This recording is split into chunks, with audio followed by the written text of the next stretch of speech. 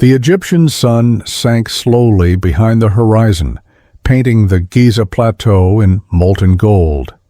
Each grain of sand caught the dying light, reflecting it onto the colossal stones that had endured more than 4,000 years, silent yet somehow alive. Amid that ocean of heat stood three titans, Khufu, Khafra, and Menkaura. They weren't merely monuments, they were equations carved into the desert, their precision so extreme that no one could truly explain how human hands had achieved. At each side of the Great Pyramid of Khufu stretched 230 meters, differing from the others by less than 2 centimeters. Its faces aligned almost perfectly with the cardinal directions. Even the slightest miscalculation could have thrown its symmetry off by meters, yet it stood flawless. Divide the pyramid's perimeter by its height, and you get nearly 2 pies theoads. Slope of its faces forms the golden triangle, that ancient symbol of divine proportion. Who built such perfection, and why? Each limestone block weighed up to 70 tons, fitted so precisely that not even a blade could slip between them. No mortar, no filler. Just impossible exactness. Historians spoke of ramps and levers, of tens of thousands of workers pulling in unison. But even with that, no one could explain this level of precision. Radar scans in the 21st century uncovered void chambers, hidden cavities deep within the pyramid, untouched by man, their contents unknown. Some said they held treasures. Others whispered they guarded something meant never to be found. To most, the pyramids were tombs. To the few who dared think deeper, they were machines, bridges between the physical and the divine. And so, the mystery endured. Until Dr. Nathan Cole arrived, the man who had opened the stone's memory. 4 millennia ago, under the same relentless sun, the Giza Plateau was a sea of sound and movement. The air vibrated with the rhythm of chisels striking stone, and the desert floor trembled beneath thousands of feet. Records suggest Khufu's pyramid rose around 2560 BCE, yet the tools found from that era seemed laughably inadequate. Copper, chisels, rope, wooden sleds, and still, those stones were cut as if by laser. Even with today's machines, carving a single block to that precision would take days. They carved 2 million. Some inscriptions describe giants from the stars, aiding the pharaoh. Archaeologists dismissed them as myth. But one engraving showed something else, a colossal hand holding a block of stone as if it weighed nothing.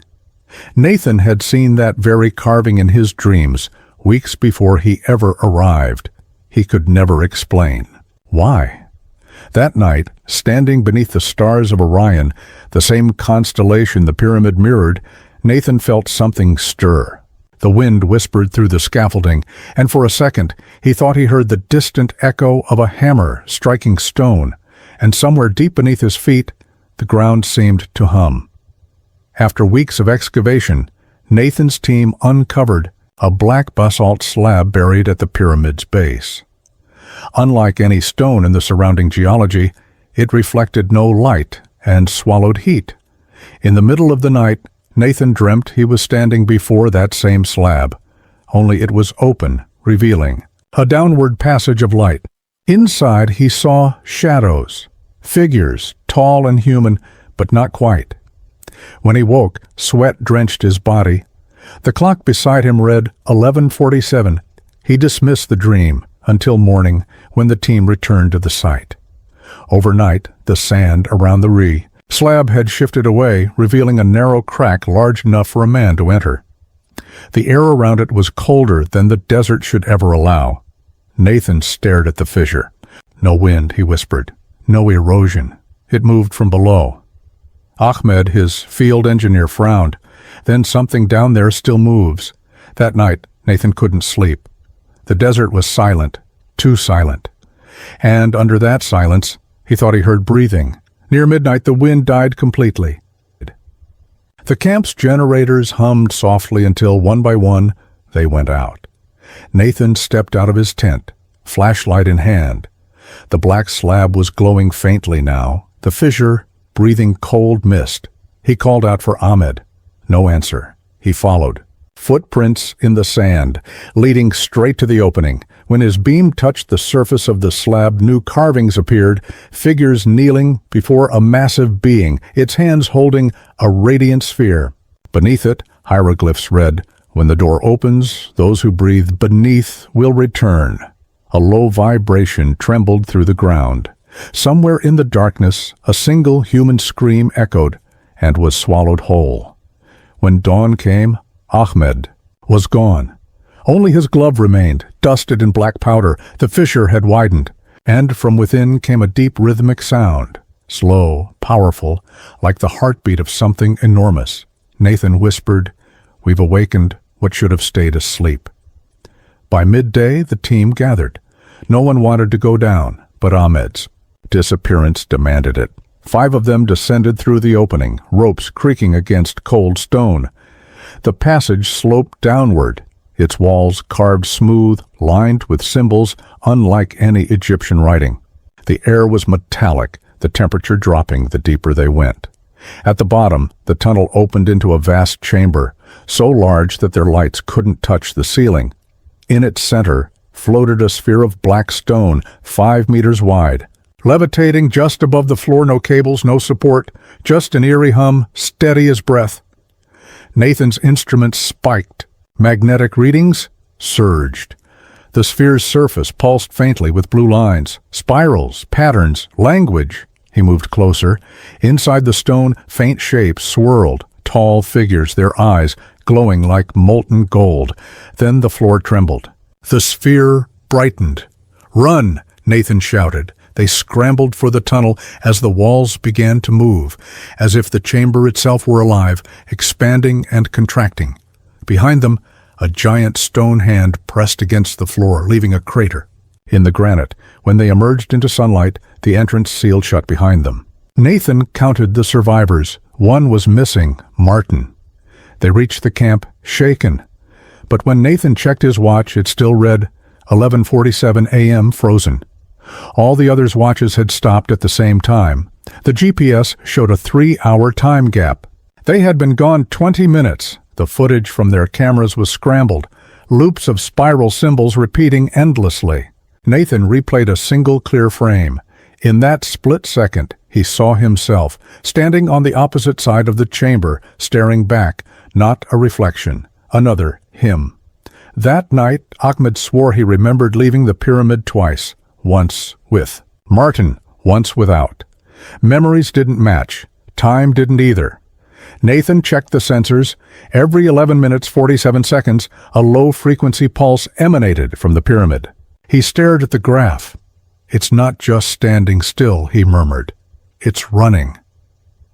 As night deepened, the pulses grew stronger. Every 11 minutes and 47 seconds, the instrument spiked. A rhythmic heartbeat of the desert. Nathan and Ahmed mapped the signals. They converged perfectly with the stars of Orion's belt, pointing to the pyramid's apex. Ahmed whispered, "It's a machine aligned with the sky." Nathan corrected him softly, "Not aligned, synchronized." By dawn, the readings became unstable. A surge of energy shot upward. For 3 seconds, the pyramid cast no shadow. Space around them rippled. GPS coordinates drifted south by 0.7 degrees. The world had shifted. Static filled the radios. Amid the distortion, a voice broke through. "Nathan, come back." It was Martin's voice. The signal came at 1147 hertz, the same frequency as the pulse. Nathan whispered, "He's not calling from where. He's calling from when." The next pulse hit harder. Light engulfed them. Nathan felt weightless, time itself tearing.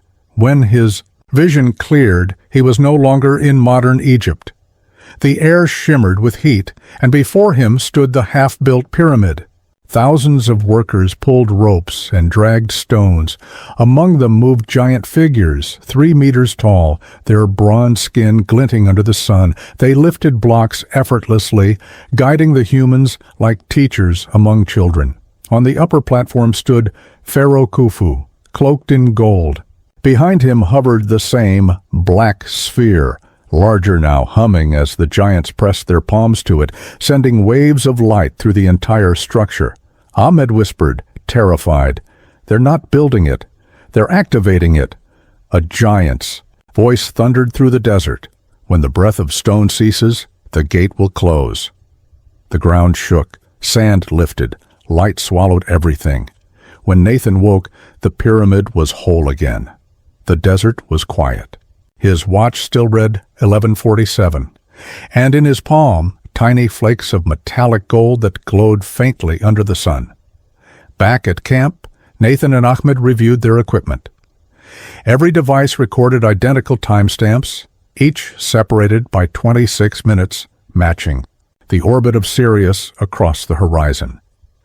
Nathan concluded the pyramid's energy wasn't random. It was celestial.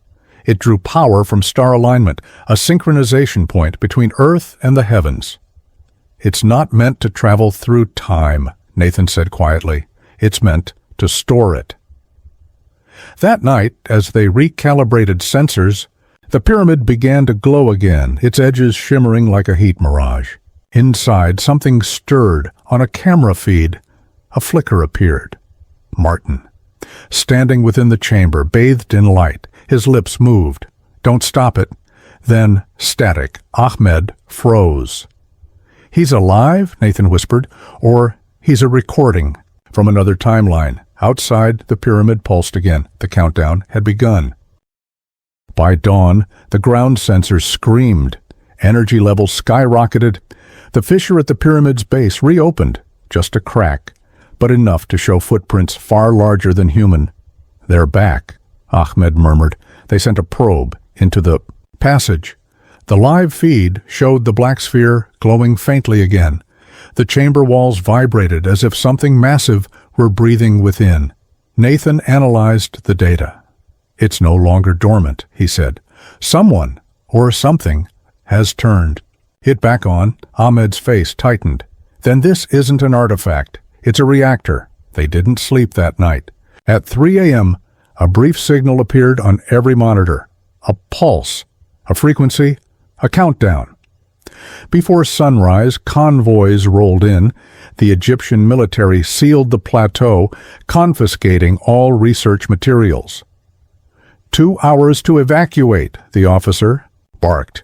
Nathan replied calmly, "You don't have 2 hours." The ground shook again. Sand lifted in thin spirals. At 5:30 a.m., the pyramid erupted in light. A thin white beam shot skyward, splitting the dawn. Every instrument failed. Radios went dead. The temperature plummeted to 0. Ahmed shouted, "It's opening!" Nathan stared upward. "No, it's awakening."